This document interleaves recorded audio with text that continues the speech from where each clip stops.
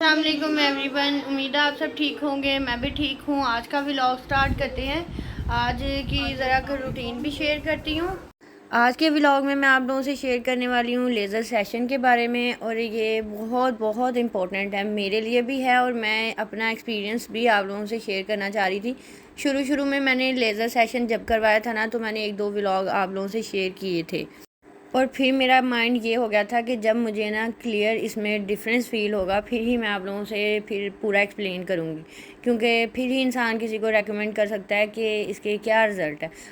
Result का भी आज बताती हूँ, और सारा आज एक्सप्लेन करती हूँ। चार्जेस भी बताती हूँ कि मैंने कितने सेशन लिए हैं और कितने चार्जेस मैंने दिए हैं एक सेशन का।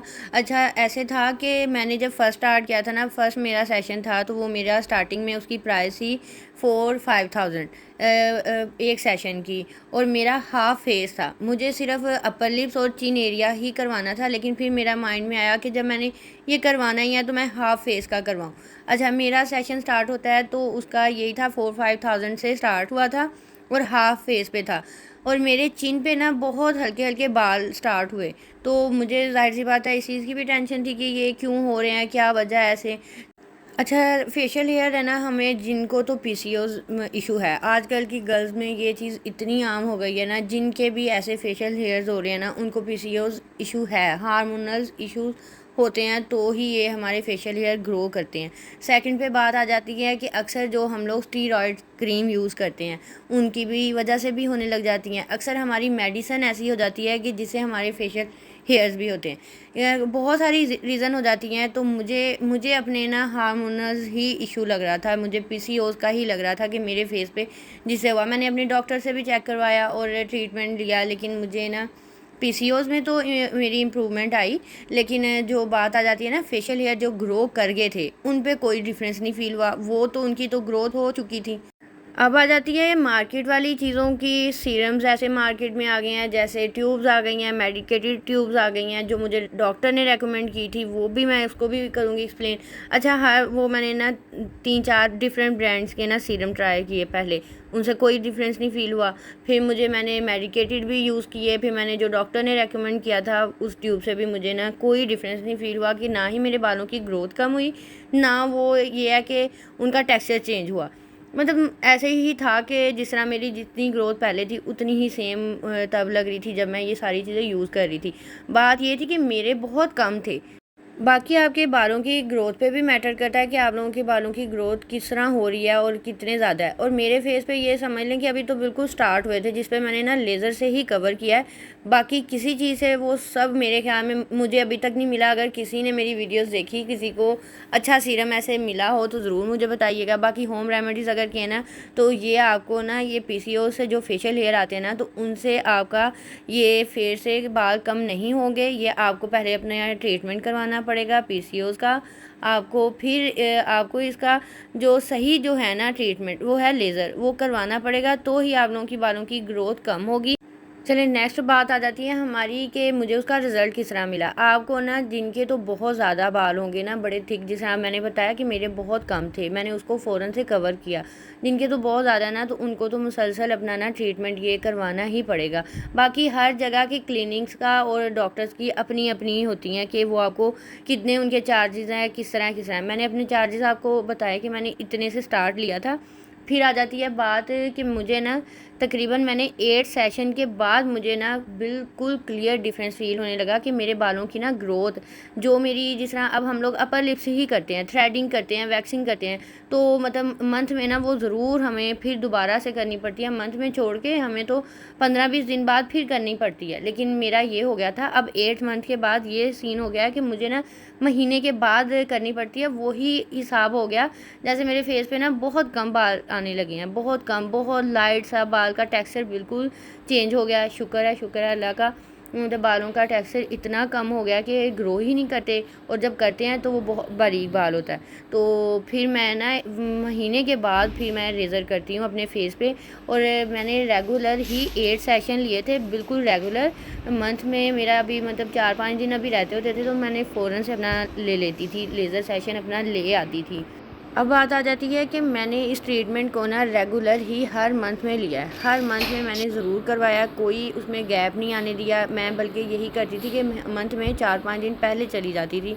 और रही बात अब मैं ये स्टार्ट मेरा हो गया कि मेरे बालों की जैसे टेक्सचर चेंज हो गया, उनकी ग्रोथ कम हो गई, तो मैंने अब 1.5 माह बाद 2 माह बाद सेशन लेना स्टार्ट कर दिया है, क्योंकि अब मुझे इतनी ज़रूरत नहीं है। लेकिन मैं चाहती हूँ कि मेरे परमानेंट ही हेयर्स है ना सारे ख़त्म हो जाएँ। बाकी ये भी नहीं है कि लेज़र से आपके बाल बिल्कुल ही ख़त्म हो जाएं, आपके मतलब फेस पे आए ना, तो ये बात भी नहीं। आपके बालों का टेक्सचर इतना कम हो जाएगा, आपकी ग्रोथ कम हो जाएगी। और रही बात कि आपको ना ये नहीं करनी पड़ेगी वैक्सिंग, थ्रेडिंग और ये चीज़ों से आपको बिल्कुल नहीं करना पड़ेगा, सिर्फ रेज़र यूज़ करनी पड़ेगी। और बात आ जाती है कि मैं ना हर बंदे को ये रेकमेंड करूँगी कि जिनके ये वाला इशू है या जो अपने फेस पे जाते हैं कि हमारे बिल्कुल बाल ना हो, कि अगर आप अपना अफोर्ड भी कर सकते हैं, आप अपने बाजू पे, लेग्स पे, जहाँ भी आपका दिल है कि अगर करवाएं, तो लेज़र ट्रीटमेंट बेस्ट है। इससे भर के कोई चीज़ और नहीं है, कोई सीरम नहीं है, कोई ऐसी होम रेमेडीज़ नहीं है जिससे आपके फेशियल हेयर या आपके बॉडी के कहीं से भी बाल किसी भी चीज़ से कम हो जाए, सिवाय लेज़र सेशन के।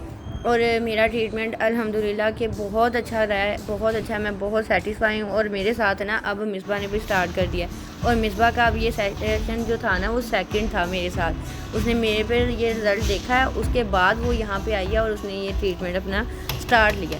खैर से ये तो हमारा हो गया कंप्लीट। आज मैंने आप लोगों को फुल डिटेल में ये बात बतानी थी।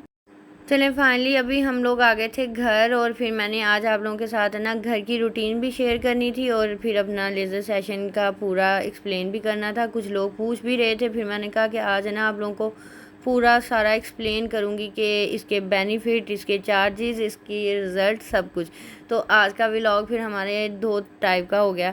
अभी हम लोग घर पहुँचे हैं, तो हम यहाँ पे हमारी ना कुकिंग स्टार्ट हो गई थी। हम लोगों ने हर चीज़ रेडी कर ली थी जाने से पहले, और फिर कहा था कि आते ही फिर बनाना स्टार्ट कर देंगे। टाइम हमारा बहुत ज़्यादा हो गया, तो अभी हमारे घर में बन रहे हैं सिंगापुरियन राइस, और ये इतने यमी बनते हैं ना। ये भी बताइएगा कि किस किस ने ये रेसिपी ट्राई की हुई या कौन कौन घर में अपने बनाता है।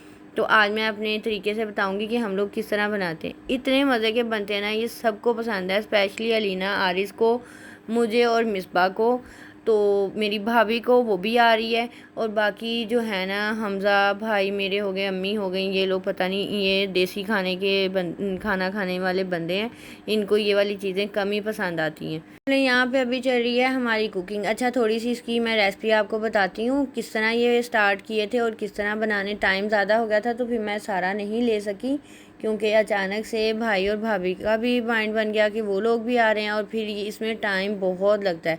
इसमें आपको ना तकरीबन 1.5-2 घंटे तो लग ही जाते हैं। इसमें 4 चीज़ें सेपरेट सेपरेट से बनती हैं, और चारों में फिर टाइम लगता है। अच्छा, अभी यहाँ पे बोनलेस चिकन लिया था, उसको मैरिनेट करके रख दिया था घर वाले मसालों से, कोई ऐसा नहीं है। इसमें थोड़ी सी क्रीम भी डाली थी, बाकी सारे स्पाइसेस जो भी थे ना वो घर वाले थे। ये सारी चीज़ें डाल के चिकन को मैरिनेट करके रख देना है, और फिर उसको सेपरेट से ही हमने फ्राई करना है।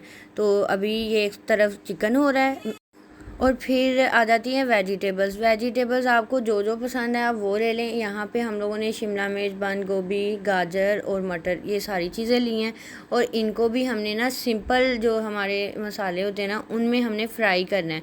उसमें काली मिर्च है, नमक है, सोया सॉस है, चिली सॉस है, सिरका है, थोड़ा सा लेमन जूस है, और बाकी भी सेम वही, ये इस तरह ही हमने बनानी है जैसे हम लोग स्पैगेटीज़ बनाते हैं घर में। जो स्पैगेटीज़ और वेजिटेबल्स सेम हमने वैसे ही बनानी है, चिकन इसमें नहीं डालना। और इनको अभी मिक्स कर लेंगे। तो स्पैगेटीज़ को भी उबाल लिया था। आज आके ना मैंने और मिसबा ने यही काम इतनी जल्दी से कंप्लीट किया है ना।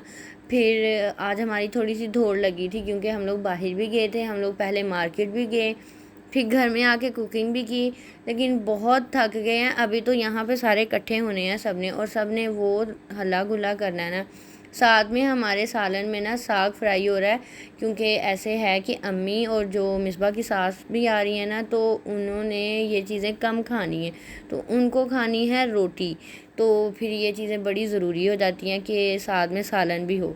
अच्छा, अभी इसकी सेपरेट से सॉस बनानी है। उसमें हमें चाहिए मायोनीज़ और केचप, और साथ में थोड़ा सा सिरका, सिर्फ 1 चम्मच सिरका आप डाल लो। आप लेमन डाल लो, लेकिन बहुत कम, थोड़ा सा। अच्छा, इसको सारा मिक्स कर लेंगे अच्छे से। ये सॉस हमारी सेपरेट से रेडी हो जाएगी। और फिर अब मैं आपको प्लेट बनाना बताती हूँ कि वो कैसे बनती है। नहीं नहीं, अभी प्लेट नहीं बनेगी, अभी मैंने वो चीज़ तो ली नहीं। अभी राइस सेपरेट से ना सिंपल सिर्फ बॉयल करने हैं और उसमें कुछ भी नहीं डालना। थोड़ा सा अगर नमक आप ना हर चीज़ का अपने हिसाब से रखिएगा तो फिर राइस में थोड़ा सा डाल लें। यहाँ पे आके अभी मैंने निकाले हैं अपने कपड़े। मैं होंगी थोड़ा सा फ्रेश। दिखाना, सीधा करके दिखाओ।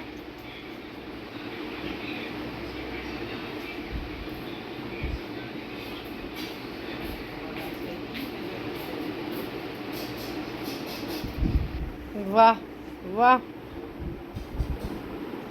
Oh my God. मम्मा मेरी चप्पल कहाँ गई? मम्मा मेरी चप्पल अटलाने कहाँ गई? वो देखो सीढ़ियों पे। यहाँ पे सर खाना हमारा तो रेडी हो गया सारा, बस सब ही जमा भी हो गए हैं, सब आ गए हैं घर। तो अभी खाना खाते हैं। और सबसे मैं अपना ना मज़े का काम दिखाती हूँ। जब ये रेसिपी बनती है ना, मुझे सबसे मज़े वाला काम ये लगता है ये प्लेट बनाना। और प्लेट बना के जब ये सबको सर्व करते हैं ना, तो मुझे बड़ा अच्छा लगता है कि वो इतनी अच्छी लगती है ना। अभी ये सारी मैं इसमें दिखाती हूँ कि कैसे कैसी कितनी कितनी चीज़ें डलेंगी। और ज़रूर ट्राई करिएगा आप लोग भी। इतने मज़े की ये राइस बनते हैं ना, सच में। अगर तो लंच टाइम है ना, लंच टाइम ये खाएं तो बड़ा मज़ा आता है। अभी आज हमें बहुत लेट हो गई है। चलें, यहाँ पे मैंने एक छोटा बर्तन लिया है, प्लेट ली, उसमें मैंने राइस डाल लिए। सिंपल बॉयल्ड राइस लेने हैं, सिंपल। उसमें आप थोड़ा सा नमक डाल के भी कर सकते हैं। अच्छा, अभी मैंने ये राइस रखे। अब मैं इसके ऊपर डालूँगी स्पैगेटीज़, जो वेजिटेबल्स डाल के बनाई थी सेपरेट से। तो वेजिटेबल्स डालेंगे। फिर इसके ऊपर हम लोग डालेंगे जो चिकन हमने मैरिनेट करके जो फ्राई किया था वो। और उसके ऊपर फिर जाएगा वो जो हम लोगों ने सॉस बनाई है सेपरेट से। अभी सारी प्लेट बना के आप लोगों को दिखाती हूँ। कभी कभी ना मेरे बहुत उल्टे काम भी होते हैं। और अभी मैं ये दो चीज़ों का यूज़ कर रही हूँ स्पैगेटीज़ डालने में। लेकिन ये क्या, मेरी ये भी हरकत है। मुझे मिसबा बार बार बोल रही है कि तुम ना बड़ा स्पून ले लो, उससे डालो, लेकिन मैं फिर भी उसी से ही लगी हुई हूँ। फाइनली एक बंदे की प्लेट कंप्लीट हो गई है। और ये फिर मैंने आप लोगों को करके दिखाई है कि ये है फाइनली हमारी रेसिपी। और ये बहुत मज़े की बनती है। और मुझे आप लोगों ने बताना भी है कि किस किस ने ये ट्राई किया, खाया हुआ है। और अगर नहीं ट्राई की तो ज़रूर ट्राई करिएगा, बहुत अच्छी और सबको बहुत मज़े की लगेगी। चलें जी, यहाँ पे सबकी प्लेट्स बन गई हैं और सब पहुँच गए हैं। अम्मी भी आ गई हैं, आयशा की अम्मी भी आ गई हैं, मिसबा की सास भाभी भी आ गई हैं, बच्चे भी आ गए हैं, भाई भी आ गया है। और अभी मैं खाऊंगी खाना, क्योंकि किचन में खड़े हो के भी बहुत थक चुके हैं। और अपने व्लॉग का भी एंड करते हैं। आज व्लॉग में थोड़ा मैं कम आई थी, बस मुझे आप लोगों के साथ ये सारी चीज़ें शेयर करनी थी। वीडियो अच्छी लगी तो लाइक शेयर और सब्सक्राइब करना ना भूलिएगा। और यहीं पे करते हैं अल्लाह हाफिज़।